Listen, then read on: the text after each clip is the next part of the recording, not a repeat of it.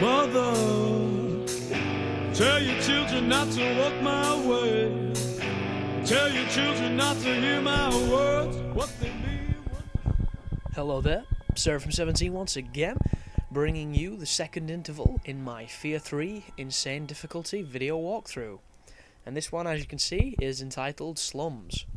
And it picks up directly after we left off, fleeing from the crazy prison in some place in like fucking Brazil, favela or something crazy. And this section here is all about atmosphere. There's nothing that can damage you. There's you don't even have a weapon for a lot of the time. It's just introducing you to the concept of how the screen loves to get dark and veiny and try and shit you up, and how Alma is often seen in this game running around quite pregnant and very naked. So yeah, get used to that because it happens a lot.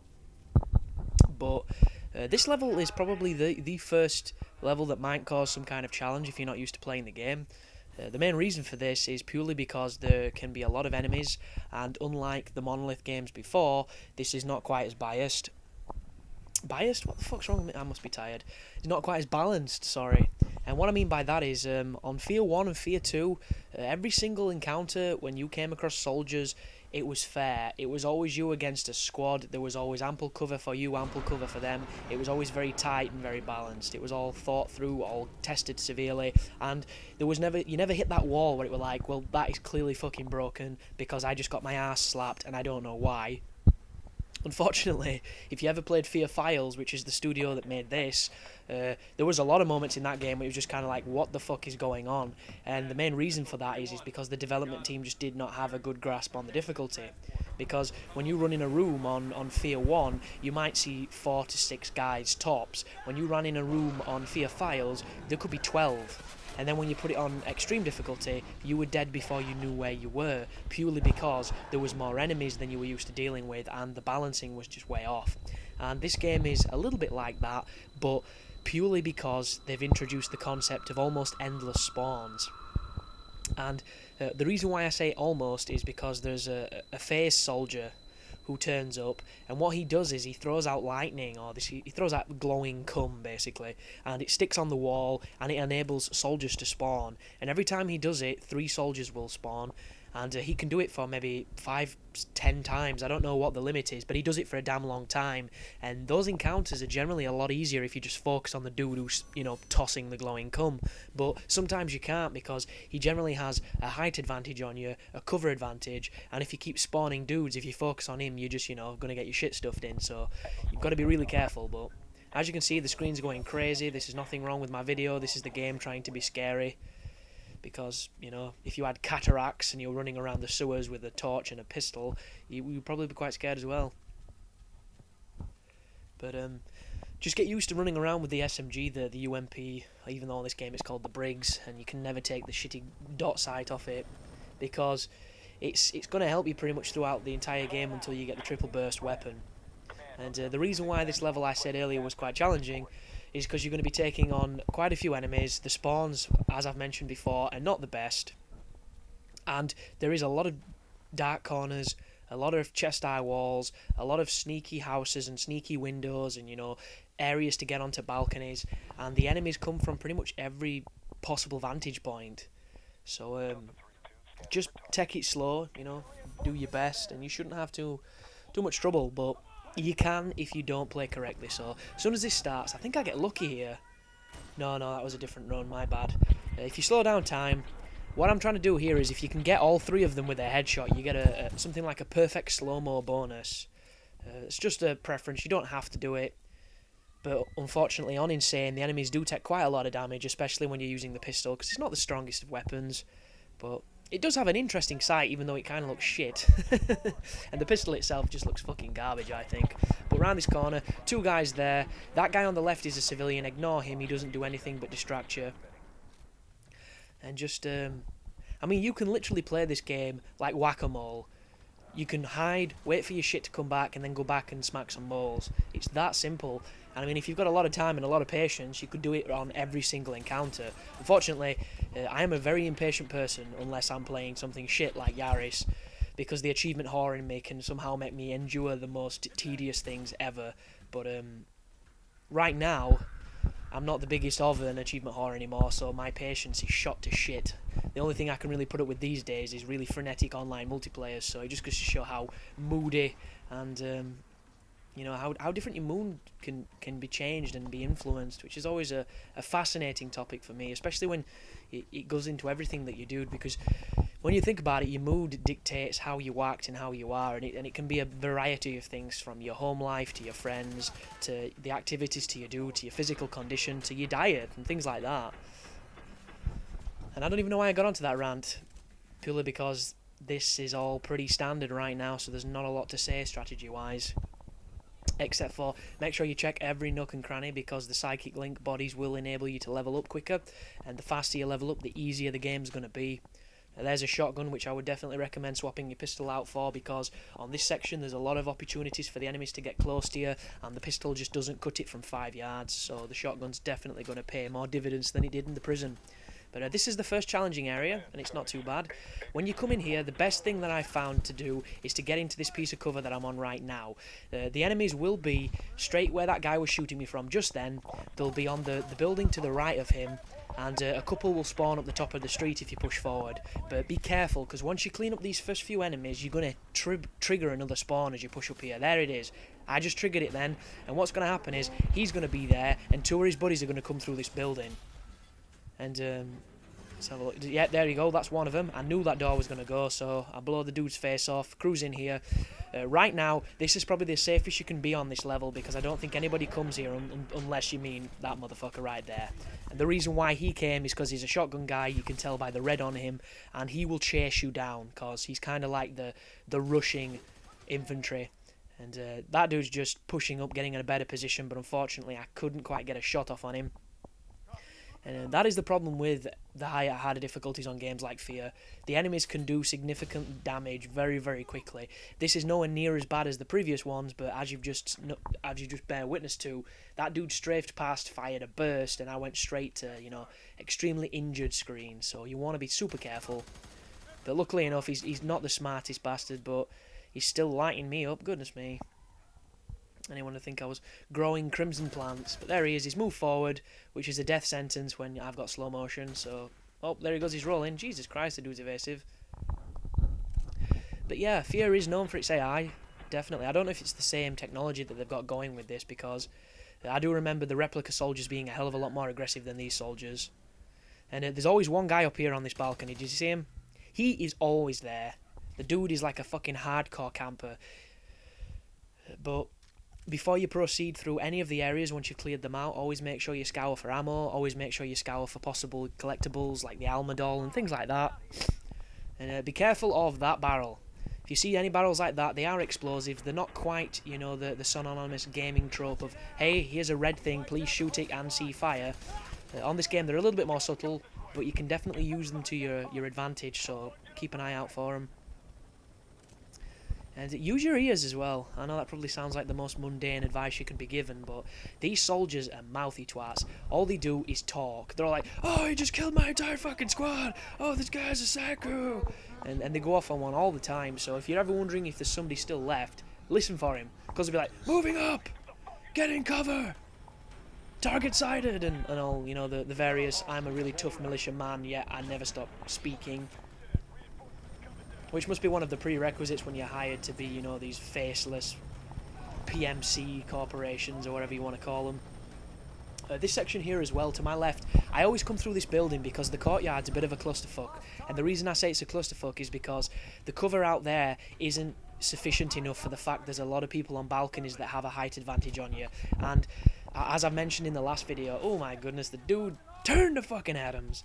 But as I mentioned in the last video, the cover sometimes can be very fallible. It doesn't seem to stand up to much duress, and you can never tell until someone shoots you, and they've got a really good angle at hitting you in cover. So if you come up here, you can pick up this sniper rifle, and this is pretty much a one-hit kill on anything, except for the mechs and the tougher enemies. But these normal grunt guys, you're just going to go to town on them. But just be very careful. One thing that really pisses me off with this game, because there's probably a bunch of you saying, well, Chris, you've not really shit on this game yet, you've not really, you know, unleashed the usual venom and pure bile of hatred that usually happens when, you know, unleash the gates of hell in pure hatred and just malediction, but I haven't had chance because there's not too much that pisses me off about this game, luckily enough. But there is one thing that gets my goat like anything else, and that is because pushing in the right analog is cover and crouch at the same time, and the cover system on this game is very context sensitive. You will have situations where you're trying to crouch behind a wall and the dude takes cover when you don't want to take cover. And I know I might probably be sounding a little fussy because it's like, well, at least you're out of trouble, you're in cover and things. But no, it doesn't quite work that way because the cover on this... Oh, look at that. Look at that. Somebody needs to watch that in slow-mo and see if I got that through that gap, because there's a couple of grenade throws that I've recorded in this guide where I could have sworn my grenades were fine and they bounced back and nearly kill me. Absolutely horrific. And look, wow, that's as close as you're going to come to dying. That's because I got caught in a crossfire there. And the best thing to do is exactly what I've just done. If you have got outgunned from a position and you're not too sure where it's coming from, just run away. Just run away. But as I was saying about the crouching and the cover button being the same, sometimes when you take cover against certain objects, he leans and he'll take cover up against the side where you're not completely in cover, and you can die from it. And it is really frustrating because when there's a bunch of people shooting you and all you need to do is get in cover and get that precious bit of life back, and your dude, you know, up against a wall like fucking Del Boy, it's, you know, it's not helpful at all. It really isn't. But as soon as you see the saving icon in the corner, that generally means that you've wiped out a wave of guys. If there's going to be any more, you're probably going to hear them or see them, because as soon as they spot you, they will fire and announce themselves. But now that it's quite quiet, which is horrific use of the English language, run around, collect things, pick up ammo, make sure you're stocked, and you'll notice that I'm taking the sniper rifle with me. This is computer, that's not a word, completely preference. If you don't like the sniper or you don't want to use it, you don't have to. But I know that there's a section coming up involving a street where I can snipe a few guys, and then I have to swap my sniper rifle out for a rocket launcher because there's going to be a mech. But as I said, when you first play this level, because it's such a, you know, a shanty town and favela-styled maze of corridors and just urban environment, it can be kind of confusing, A, where to go, and B, where the enemies are going to come from. And it makes it especially more difficult when the spawns are so sporadic and so impulsive, and you'll just be walking down a corridor that's got 4 doors on it, and one of the doors will get kicked off and it'll be a guy spawning, and then sometimes you don't know where to go and you'll have to go and open one of the doors, but there's never really an indication of why it's that door, because it's not special. It's not like got fucking mahogany trimmings or, you know, crazy coving or anything. But when you come through into this courtyard, there's 3 people up there talking, and if you do a better job with the grenade than I did, I think you can kill them all with it. I think I left a few alive, but there's a couple of dudes up in that section, and that's where you're headed. That's where the goal is. And once you get up there, you're going to trigger a spawn of a bunch of enemies in this courtyard that I'm currently occupying. So you want to just be careful. Do you see that then? Guy running past there. Just be careful. Use your cover. Always watch every corner, because the enemies are sneaky bastards on this game, but they're very predictable, and that works to your advantage because they almost, you know, take precedence in running into fucking cover than they do trying to kill you, because they're obsessed with it. They're kind of like, I don't know, a bad example, but they're kind of like the Ginyu Force, who, instead of focusing on the fact that they were powerful warriors and they had to beat dudes up, they cared more about how they looked and about the soap operas and fucking doing all the poses and all the dramatic silliness, because they didn't really have to prove that they were strong, because there were no one else in that universe that was strong enough to challenge them until, you know, that fateful season. But once you come up here, eke your way around this corner into this kitchenette area. And right now, I know there's a guy because I can hear him. And there we go, he's there. Slow motion, headshot. There you go. And it's pretty much what you're going to be doing for the rest of the game, because the slow motion makes this very, very simple. It runs out a lot faster than you think it would, and you don't have a lot until you level up, but it just becomes child's play.